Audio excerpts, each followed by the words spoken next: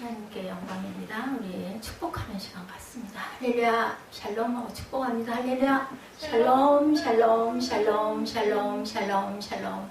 하나님 사랑합니다. 여러분, 주 안에서 사랑합니다. 빈 공간일지라도 빈 공간에도 축복을 하시기 바랍니다. 그 자리가 가득 찰 줄로 믿습니다. 우리는 보이지 않는 것들을 믿음으로 고백하고 보이지 않는 세상을 귀하게 여기는 영을 받으신 저와 여러분들이에요. 어떤 계시, 특별 계시들을 받으셨어요. 그렇죠? 그렇기 때문에 보이는 것이 다가 아니라는 것, 이것을 아마 인정하실 줄 믿습니다. 오늘 제목이 그 일의 시작은입니다. 은혜로다.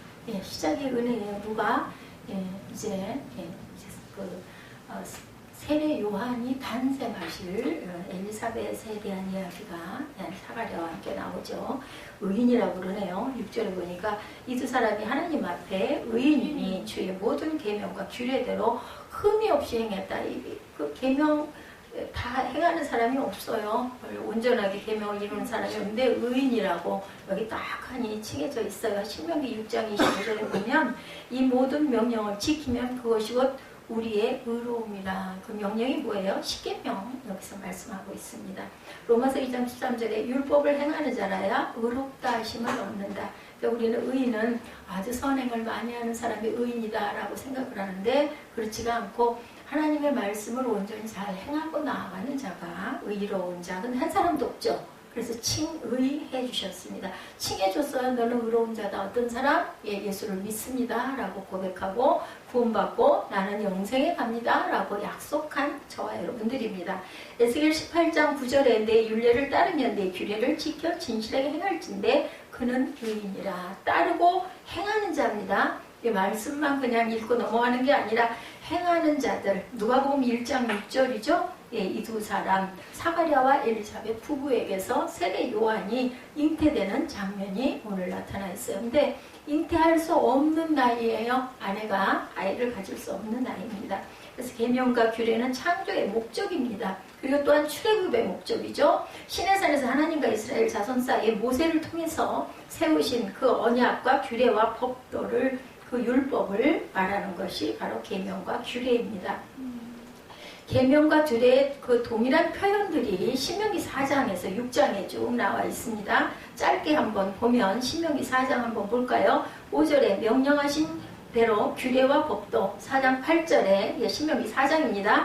이 율법과 같이 그 규례와 법도 신명기 4장 10절입니다. 내 말을 들려주어 경외함을 배우는 또한 신명기 4장 13절에 언약을 반포하시고 또 곧 십계명 4장 14절에 규례와 법도를 교훈하게 하셨다. 4장 44절에 모세가 선포한 율법이라고 나옵니다. 5장 2, 3절에 우리가 언약을 세우셨나니 오늘 여기 살아있는 우리 곧 우리가 세우신 것이라. 율법이죠. 5장 33절 명령하신 모든 도, 율례와 약속입니다. 또한 6장 1절에 명하신 명령과 규례와 법도 신명기에 이렇게 많은 말씀들이 증거하죠. 6장 2절에 모든 규례와 명령, 6장 5절에 내 하나님 야훼를 사랑하라. 이것이 바로 명령입니다. 6장 20절에서 24절에는 증거와 규례와 법도가 무슨 뜻이냐? 이는 우리가 우리 하나님 야훼를 경외하는 것입니다 라고 증거하고 있습니다. 출애굽기 20장과 레위기 27장에도 모세를 통하여 세우신 규례와 법도 레위기 17장 34절에는 모세에게 명령하신 계명이라고 말씀합니다. 흠이 없이 행했다라고 하죠. 흠이 없이 행했다는 거 6절 말씀 후반절에 보면 주의 계명과 규례를 진실히 행했다라는 뜻인데 베드로후서 2장 13절에 보면 불의의 값으로 낮에 즐기고 노는 것을 기쁘게 여기는 자들이 점과 흠이라고. 그러니까 놀고 먹고 마시고 즐기고 이런 자들이 바로 흠이에요. 근데 사가랴는 그렇지 않았다라는 것을 여기서 아주 6절에서 선포하듯이 정확하게 누가가 증거합니다. 이 두 사람이 하나님 앞에 의인이라. 엘리사벳과 사가랴죠. 주의 모든 계명과 규례대로 흠이 없이 놀고 먹고 즐기는 것들이 아니라 하나님의 율법과 규례대로 잘 행하는 그러한 의인이었다. 역사는 여러분들 준비되는 자들의 몫인가? 우리 함께 묻습니다. 우리 전에 언젠가 그 전에 예전에 많이 우리 영상 많이 봤잖아요. 뭐예요? 기회라는 그러한 그 신 봤었죠? 민둥머리 뒷머리가 민둥머리고 앞머리는 머리가 이렇게 나와 있는 그 구조 보셨을 거예요. 이게 바로 카이로스의 모습이에요. 그 모습이 아주 독특하죠. 앞머리는 수신무성한 대신에 뒷머리는 대머리, 지나가면 못 잡는다라는 의미를 갖고 있습니다. 양발 뒤꿈치에는 날개가 달려있고 손에는 저울과 칼을 들고 있는 그러한 그 모습 보셨을 거예요. 기회의 신 카이로스가 이처럼 독특한 모습을 하고 있는 이유가 있었다. 제가 전에도 말씀드린 것 같은데, 카이로스의 앞머리가 무성한 이유는 그를 발견한 자가 그의 머리채를 쉽게 붙잡을 수 있도록 하기 위해서 앞머리가 무성했고, 지나가면 그를 다시 붙잡는 것이 불가능해. 아무것도 없어. 민둥머리라 아무리 잡아도 잡을 수가 없다는 거죠. 또 빠르게 지나간다라는 의미를 갖고 있습니다.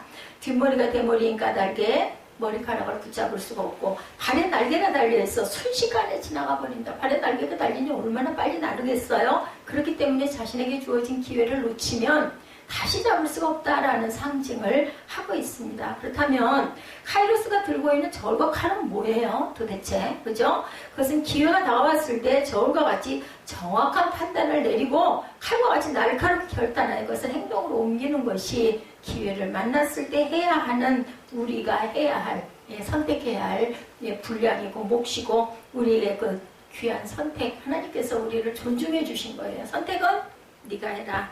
알려주는 건 내가 알려줄게. 듣고 안 듣고는 네 자유의지에 있다. 결단하게. 이게 뭐가 달라요? 동물하고 다른 게 바로 인간에게는 우리가 선택할 그러한 그 자유의지를 주셨어요. 기회는 누구에게나 온다라고 하죠. 그러나 준비된 사람만이 기회를 잡는다라고 얘기합니다.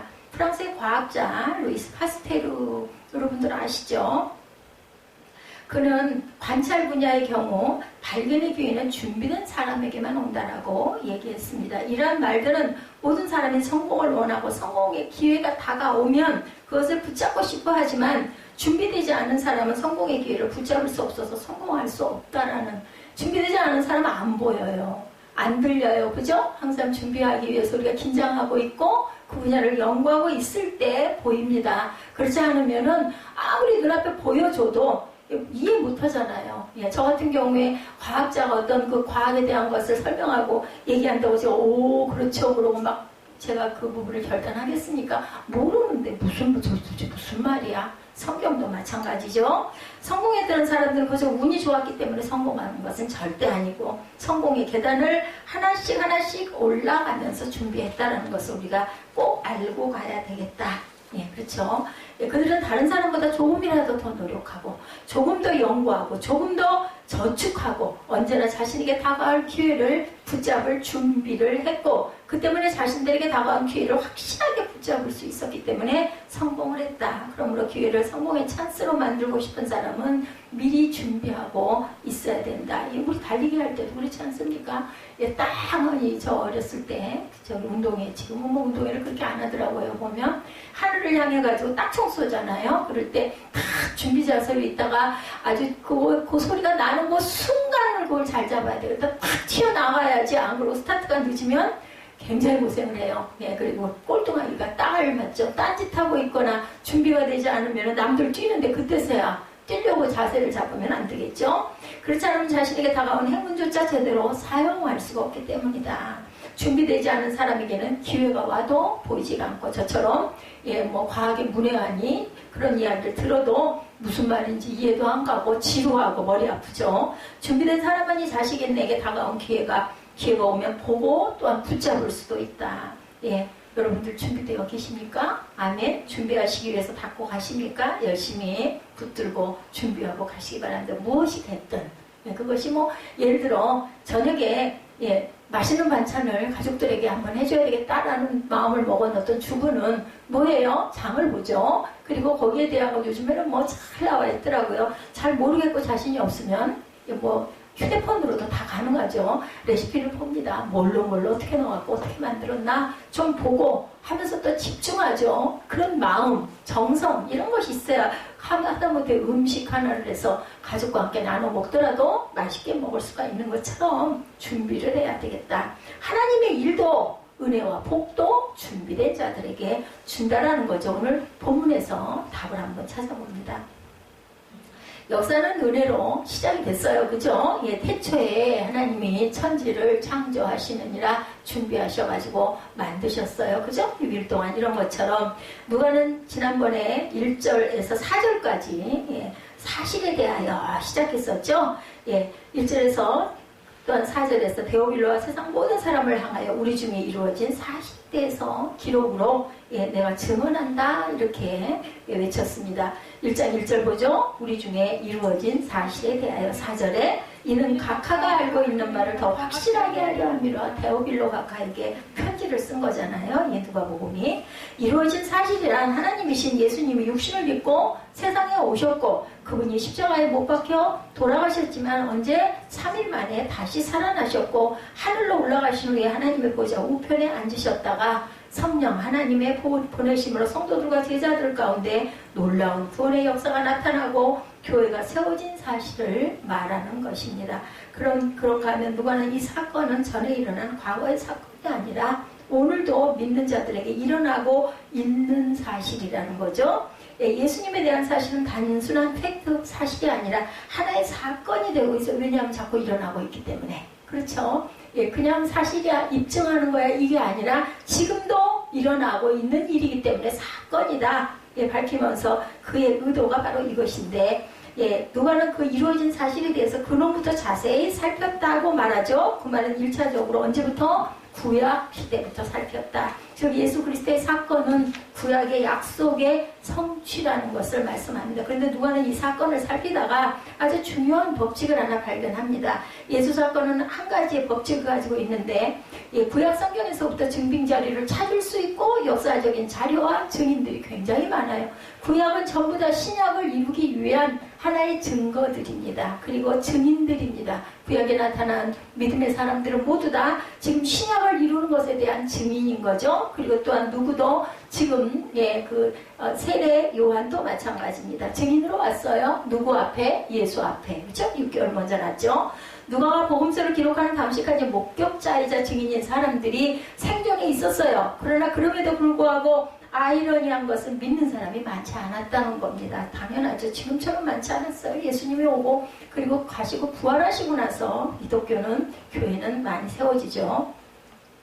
예수 사건이 실제로 일어난 사건임에도 불구하고 그것을 사실로 받아들이는 것은 사람들의 일이 아니라고 말씀하고 있습니다. 즉 믿음은 사람의 것이 아니라는 거죠. 예, 믿음은 뭐라 그래요? 예, 히브리서에 보면 들음은 누구에게서? 그리스도의 말씀으로 인함이라고 얘기합니다. 예, 듣는데 누구의 말씀? 하나님의 말씀으로 인함인데 그 듣는 사람이 그래 믿어 이게 잘 안 된다는 거죠. 그건 사람이 하는 일이 아니라는 거죠. 아무리 사실이라고 해도 더 많은 사람들이 이것을 믿지 않는데 어떤 사람이 그것을 믿었다면 그것은 스스로 한 일이 아니라 오직 믿게 하신 분은 하나님이라고 말씀하는 거죠. 믿음은 사람에게서 나온 것이 아니라 하나님의 은혜로 인한 뭐라 그래요? 선물이라고 말합니다. 누가 오늘 본문에서 말하는 것이 바로 이 은혜에 관한 말씀인데 1장 1절 아까도 우리 한번 읽었지만 우리 중에 이루어진 그 사실 이는 각하가 알고 있는 바를 확실하게 하려 합니다. 두 번째 은혜 그 사실의 시작점 1장은 누가복음 1장은 새 생명의 탄생과 그에 대한 예언에 관한 것들이죠. 누구와 누구예요?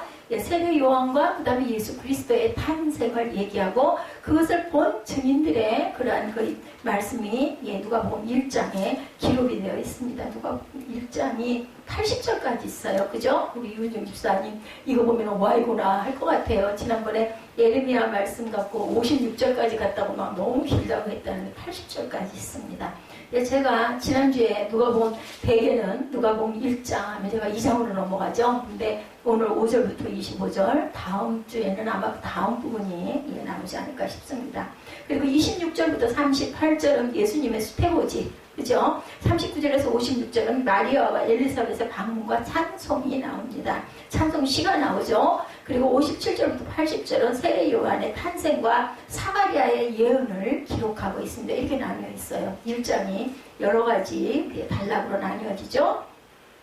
1장 1절에서 4절, 5절부터 25절 오늘입니다. 수태한 그 사건, 26절에서 38절은 예수님의 수태 사건, 그리고 39절에서 56절은 마리아와 엘리사벳의 그 방문과 만남, 그죠? 그리고 둘이 찬양하는 부분이 나타나 있습니다. 57절부터 마지막 80절은 세례 요한의 탄생과 그리고 사가리아의 예언을 기록하고 있죠. 그 중에서 오늘 5절부터 25절은 다음과 같이 또한 구분이 됩니다. 5절 상반절은 역사적 배경이죠. 5절 하반절부터 7절은 세례 요한의 부모에 대한 소개가 나와 있고 8절부터 23절은 천사의 수태고지와 사가리아의 반응 그리고 표적, 24절과 25절은 엘리사벳의 수태와 엘리사벳의 믿음의 고백, 이렇게 오늘 본문이 우리가 쭉 읽었지만 나뉘어 있습니다. 역사적 배경을 보죠.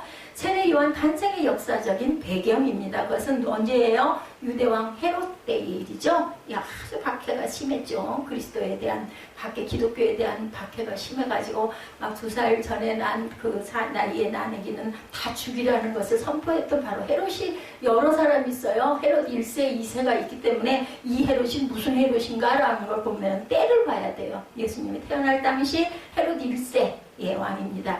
이 배경을 언급하는 것은 단순히 세상 역사의 배경을 말함으로 자신이 증언하는 내용의 신빙성을 입증하기 위한 것이 아니고 누가 역사적인 배경을 말하는 것은 구원 역사의 배경이 되기 때문에 열심히 이것을 얘기하는 거고 저도 전합니다. 세례 요한이 탄생할 때 유대 지방을 다스린 사람은 헤롯, 지금 말씀드렸죠? 헤롯은 로마 제국에 의해 세워진 유대 지방 통치자였어요. 여기뿐 아니라 누가복음에는 세상 왕들에 대한 기록이나 당시의 역사적인 내용이 많이 기록되어 있죠. 예수님의 탄생에 대해서도 가이사 아구스도 구레뇨가 수리아 총독되었을 때라고 2장 1, 2절에도 밝히고 있습니다. 또 견원지간인 헤롯과 빌라도가 서로 친구가 돼서 예수님을 신문하기도 했어요. 그죠?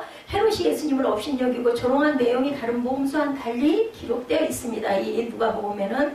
따라서 오늘 본문에 유대왕 헤롯 때라고 밝히는 것은 단순한 세상 역사의 흐름을 말하는 것이 아니라 복음의 진실성을 말하고자 하는 것은 아니고 구원의 기쁜 소식이 임하는 구원 역사를 그때 상황을 설명하는 거죠.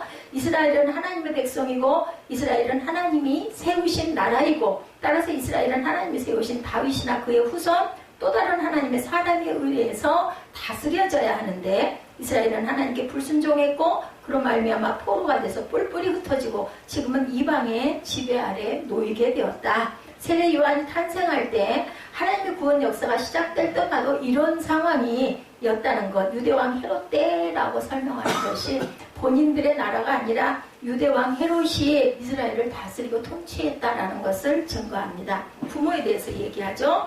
두 번째, 그 구원의 역사 이루어진 사실을 서술하기 시작하는데 첫 시작은 주님의 길을 예비하는 자의 출생 예고. 누구예요? 예, 세례 요한, 예, 침례 요한이라고도 하죠. 주님의 길을 예비하는 자란 여러분이 아시는 세례 요한, 그리고 그의 부모는 사가랴와 엘리사벳, 제사장 가문인 아론 자손은 24반열로 나뉘어져서 성소에 돌아가면서 봉사를 해서 다 주일마다 봉사하는 게 아니라 돌아가면서 그중 아비야 자손은 8번째에 속해서 있습니다. 그 아비야 반열에 사가랴라는 이름의 제사장이 있었고 그의 아내 역시 아론의 자손으로 이름은 엘리사벳. 아론의 자손들은 뭐하는 사람들이에요? 레위인들이죠. 하나님의 성전을 섬기는 그런 가문입니다. 그런데 누가는 사가랴의 아내에 대해서 말하면서 아론의 자손이라고 표현했습니다. 제가 설명한 대로 성경에서 누구누구의 자손이라는 표현은 거의 대부분 남자에게 쓰여지는데 이번에는 누구에게 쓰여져요? 엘리사벳에게. 아론의 자손, 여자인데 여자는 이름도 없고 여자는 사람의 축에 들지도 못했어요. 그 당시에는 얼마나 우리나라 남전 여인은 저리 가라일 정도로 아주 여인들을 아주 비하하는 그러한 시대였었습니다.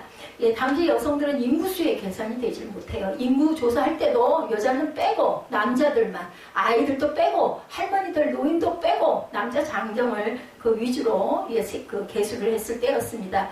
비천한 사람으로 취급이 됐었죠. 그래서 여성들이. 근데 누가는 여성인 엘리사벳에게 아론의 자손이라고 칭호를 붙입니다. 뿐만 아니라 누가는 자신의 복음서 다른 부분에서도 여성들을 남자들과 동등하게 언급하고 어떤 기사에서는 여성들에게 더 중요한 위치를 부여하기도 합니다. 예수님의 탄생에 대한 기록에는 마리아가 중심적인 위치에 있죠. 예수님 어머니시니까. 그렇죠. 그리고 안나라는 여선지자가 등장하죠. 나인성의 과부가 등장합니다. 안식일에 고침받은 아브라함의 딸로 언급되는 여자도 여성들이 이렇게 많이 언급이 됩니다. 불의한 재판관에게 호소하는 과부도 나타납니다. 예수님의 사역에 동참했던 갈릴리 여인들도 드러납니다. 마르다와 마리아, 예수님의 부활을 가장 먼저 확인하고 소식을 먼저 알리고 전한 여인들 등 남성들이 아니라 전부 여성들로 예수님이 탄생하실 그 당시 그 시점에는 이렇게 여성들이 많이 대두가 됩니다. 누가복음은 당시 무시당하던 여인들이 하나님의 일에 적극 참여함으로 어떤 경우에는 여성들이 더 중심에 있었다는 것을 증거해요. 우리나라도 마찬가지죠. 기독교가 들어옴으로 여권이 신장이 되고 여성들의 활동이 활발해졌다는 것을 우리가 알 수가 있습니다. 누가가 이렇게 하는 의도는 과연 뭘까? 우리 한번 살펴봅니다. 앞서 당시 이스라엘이 헤롯이라는 이방인 왕에게 다스려져 있었고 이스라엘 백성들이 이방인의 통치를 받는 그러한 상황에서 여성들이 무시당하는 현실, 그와 다르지 않았다는 것에 말하려는 건데 누가는 지금까지 인정받지 못하고 존중받지 못하던 자들에게 은혜의 문을 열었다는 것을 말하고 있는 거죠. 은혜의 문이 열었고 열렸다라는 겁니다. 이어서 누가는 사가랴와 엘리사벳 부부에 대해서 하나님 앞에 의인이다. 제가 앞서 설명드렸죠? 거기 그 증거되는 구약 구절들 제가 또한 쭉 말씀을 드렸습니다. 짧게. 그것을 다 읽을 수는 없으니까. 이 의인의 개념은 단순히 도덕적으로 무모한 사람은 아니에요. 그죠? 물론 이 말은 그들이 주의 모든 계명과 규례들을 흠이 없이 행한 자들이라는 그 뜻은 맞습니다. 그런데 사가랴와 엘리사벳 부부는 주의 모든 계명과 규례들을 흠이 없이 행하는 사람들로 하나님 앞에 의인이다. 두 가지로 복합적으로 얘기하고 있습니다. 중요한 것은 그들이 아무리 주의 모든 계명과 규례대로 의롭게 살았다 할지라도 하나님의 구원을 못 봤어요. 제가 금요일날 그 말씀 드렸죠. 전도자 솔로몬보다 우리가 더 복이 있다니까요. 솔로몬은 한탄하고 죽었어요. 결국 좋은 죽음도 아니었지만 헛되도다 하고 죽었지만 우리는 구원을 받은 사람들이기 때문에 살아갈 목표와 소망이 분명히 있죠. 근데 그걸 못 깨닫고 정말 방황하다. 그 많은 명예와 부와 권력과 뭐라고요? 금이 전부 다 지금의 벽돌처럼 건물 짓는데 다 사용이 됐대요. 은으로 벽돌들을 찍어가지고 그럴 정도로 부유했다는 거죠. 그런데도 불구하고 우리만큼 삶에 목적이 없었어요. 죽으면 도대체 이게 다 뭐냐 이러다가 허물을 있다가죠. 그것으로 하나님의 역사에 쓰임받을 수 있던 것이 아니다. 이것을 단적으로 보여주는 그런 부분들이죠. 그 많은 부귀영화를 누렸던 솔로몬조차도 그죠? 귀하게 쓰임을 못 받고 한탄하다가 결국은 이방신 섬기다가 죽고 말죠. 이런 것처럼 엘리사벳이 수치를 못했고 설사 그 가능하다 한들 이제는 두 사람이 뭐가 많아? 나이가 많았어. 여성이 아이 가질 수 있는 나이가 아니고 단산을 했어요. 이미 누구도 그랬어요. 아브라함의 아내 사라도 그랬었죠. 그래서 웃어서 이름이 이삭이 됐어요. 그죠? 이런 것처럼 자녀를 가질 수 없는 그들에게 없으면 그만이지 왜 때는 게 없던 자녀를 왜 일부러 이 집에다가 주시려고 했겠느냐는 거예요. 그 많은 사람들, 낳을 수 있는 사람들 다 놔두고 무소부재하신 하나님, 전능의 하나님을 나타내는 거죠. 이것을 통해서 하나님께서 의도하신 것 반복되는 거지만 우리 중에 이루신 사실은 오직 하나님의 뜻에 의해서 전적인 하나님의 계획과 결정에 의해서 이루어진 거지 조금 의롭다 해서 조금 잘났다 해서 조금 건강하다 해서 조금 권력이 있다 해서 하나님은 쓰시지 않는다라는 거죠. 그것이 역사의 재료나 어떤 조건이 절대로 될 수가 없다. 좀 강하고 좀 부가 있고 좀 알려졌고 좀 젊고 멋지고 이런 거 아무 소용이 없다는 거죠. 천사의 수태부지와 기적에 대해서 세 번째 내용은 천사가 사가랴에게 자식을 낳을 것이라고 알려주는 내용이 나오죠. 11절에 보면 사가랴가 주신 임무에 충실히 임하고 있을 때 주의 사자가 나타나서 뭐하고 있을 때? 자신의 임무에 충실히 임하고 있을 때 예수님이 제자들을 선별하신 것도 대단한 사람들이 아니죠. 아주 그 촐라 나사렛 굉장히 시골 어촌에 촐락에 정말 아무런 쓰임새도 없는 그런 사람들을 모아다가 지나가다가 뭐하는 사람들? 일하는 사람들 하나씩 불러서 그리고 12제자를 삼으셨어요. 그죠? 오늘 본문에도 누가복음 1장 11절에 보면 주의 사자가 그에게 나타나 향단 우편에 선지라 이렇게 나타나 있습니다. 주의 사자로서 인간을 찾아오는 천사는 하나님의 뜻을 인간에게 전달하는 자 계시록 1장 1절에 보면 나타나 있습니다. 그 뜻을 이루기 위해서 성도들을 인도하고 보호하는 등 여러 가지 역할을 감당하죠. 그래서 12절에 보면 사가랴가 보고 놀라요. 무서워합니다. 사가랴가 아무리 흠없고 의로운 자라 할지라도 그죠? 예, 하나님 앞에서는 죄인이라는 사실. 같은 어쨌든 예, 하나님이 나타나셔서 벌벌벌 무서웠던 하나님을 보면 죽었어요. 예, 그 구약 시대에 바라보면 죽었습니다. 그래서 천사는 무서웠던 사가랴를 위로하죠. 너의 간구함이 들렸다. 뭐라고 간구했을까요?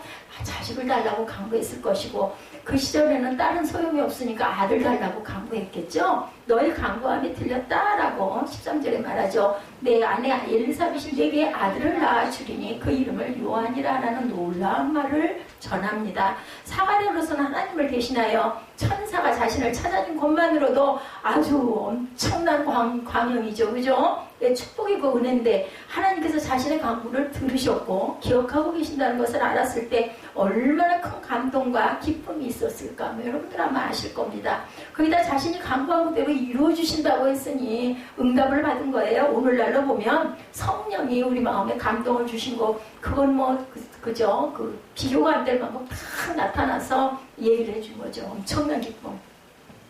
거기다 자신이 간구한 대로 이루어주신다고 하니 복도 이런 복은 없어요. 뭐가 넝쿨째, 꼬박이 넝쿨째 그런 거죠. 그리고 그 아들은 그냥 단순한 사람으로 살 사람이 아니다 라고 얘기하죠. 오늘 본문에 그는 메시아의 길을 예비할 사람, 만민이 기뻐할 사람, 주 앞에서 큰 사람, 거룩하게 구별된 사람, 모태로부터 성령 충만하게 될 사람, 그저 이스라엘 자손을 하나님께로 돌아오게 할 사람, 엘리야의 마음과 능력을 받은 자다. 이렇게 축복의 여러 가지를 막 알려줍니다. 이것이 사가랴를 통해서 태어나게 될 아이에 관해서 천사가 들려준 일, 놀라운 일이에요. 가문의 영광도 이런 영광은 없습니다. 이 말을 들은 사가랴가 천사에게 말하죠. 18절에 보면 내가 이것을 어떻게 하려? 내가 늙고 아내도 나이가 많으니이다. 그래서 인간적인 모습이 드러나는 거예요. 이거 불가능한 것 같은데요. 불가능한데요. 근데 생명은 누가 주세요? 하나님이 주세요. 불가능한 거는 없어요. 어디에도. 그죠? 원래 아이를 낳을 수 없는 저희 부부인데 거기다가 나이까지 이렇게 많은데 어떻게 아들을 낳습니까? 라고 반문하죠. 그 일이 가능하겠습니까? 주의 사자를 만나고 주의 사자가 전하는 주님의 말씀이 기쁨이 그지없지만 이건 현실적으로 불가능하다. 그래서 주의 사자가 전하는 말을 못 믿습니다. 아마 우리 같아도 당장 그 말을 들으면 아유 그게 어떻게 가능해? 얘기하지 않겠어요? 그러나 예, 하나님이 하시면 못할 일이 없죠. 사가랴가 믿지 못함으로 말 못하는 자가 되어버렸어요. 20절에 보면은 그래서 아이 태어날 때까지 말을 못합니다. 그래서 아들 이름 가지고 논할 때 그죠? 서판에다 써가지고 그죠? 요한이라 하라 하고 얘기하죠. 그러면서 입이 풀려서 말을 하게 됩니다. 벙어리가 됐습니다. 사가랴가 이 벌을 받은 것은 침묵 가운데 귀담아 듣고 있어야 했는데도 믿지 못하고 항의했기 때문에 너 믿음이 그거밖에 안 돼? 너 벌이야 입담으로. 이 얘기입니다. 그래서 우리가 말을 함부로 하지 말아야 되겠죠. 그럴지라도 사가랴의 부족한 믿음에도 불구하고 하나님의 약속은 사가랴를 통해서 성취가 됩니다. 부족하지만 이미 하나님은 딱 사가랴를 점 찍었어요. 왜? 의로운 자이기 때문에. 그리고 의롭게 행하는 자이기 때문에. 그래서 사가랴가 10개월 동안 말을 못하는 것은 단순한 징벌이 아니라 하나님의 표적. 예, 그것이 하나님의 살아계심을 우리에게 나타나죠. 그래서 우리가 간증하는 게 바로 그런 것들이죠. 아, 내가 이렇게 하고 이렇게 하고 이렇게 했는데 이래서 결국 이렇게 됐습니다 하고 간증들 하지 않습니까? 이게 바로 표징이에요. 그래서 우리는 전부 다 증인입니다. 증인으로 세상을 살아가죠. 나이가 많아 아이를 낳을 수 없는 사람이 아이를 낳게 될 놀라운 일. 나이가 나아가 남자를 알지 못하는 처녀의 몸에서 아기가 나는 그런 예수가 태어나는 동정녀 마리아 사건. 이 모든 것들이 표징이죠. 놀라운 것은 그가 하나님이시라는 것을 미리 준비시키는 기적을 성취해 주신 겁니다. 이 부분 또한 오늘 본문의 전체의 주제를 그대로 전합니다. 사가랴는 분명 대단한 인물이나 그것이 이 놀라운 하나님의 역사에 있어서 무용지물이다. 하나님은 무엇도 하실 수 있는 그가 육신적으로 아이를 낳을 수 없는 일이나 하나님이 하실 일에 대해서 믿음이 없는 일이나 결국 같다라는 거죠. 우리는 보이는 것만 보잖아요. 우리가 알고 있는 상식만 믿고 가잖아요. 어떻게 그런 게 어디 있어? 이런 얘기 잘하죠. 그런 게 어디 있어? 그죠? 예. 하나님의 일은 오직 은혜로 이루어진다는 하나님의 뜻은 생명을 낳기도 하고 예, 가져가시는 것도 하나님의 뜻이죠. 사람의 손에 있지 않습니다. 생명은 우리 게 아니에요. 그죠? 그것만 봐도 그건 우리 게 아닙니다. 우리가 언제 죽을지 어떻게 죽을지 그것은 생사여탈권이라고 그러죠. 그것은 오직 하나님께만 있다라고 한다는 거죠. 엘리사벳의 수태와 고백이 나타나죠. 23, 4절에 보면 오늘 보면 마지막 내용은 원래 아이를 낳을 수도 없고 나이 많았던 엘리사벳이 임신을 하게 된 사건, 거기까지 나타납니다. 성소의 직무를 마친 사가랴는 집으로 돌아갔어요. 23절에 보면. 그리고 사가랴의 아내 엘리사벳은 임신을 합니다. 24절에. 그리고 그가 5개월 동안 그 일을 숨깁니다. 5달 동안. 왜 숨겼을까요? 아유, 나이가 많아서 말도 안 돼. 거짓말이야. 이럴까봐 숨겼을까요? 엘리사벳은 사가랴에게 계시된 사실이 하나님의 은혜인 줄 알고 자발적으로 5개월 동안 침묵. 그러니까 엘리사벳이 굉장히 믿음이 좋았던 사람인 거죠.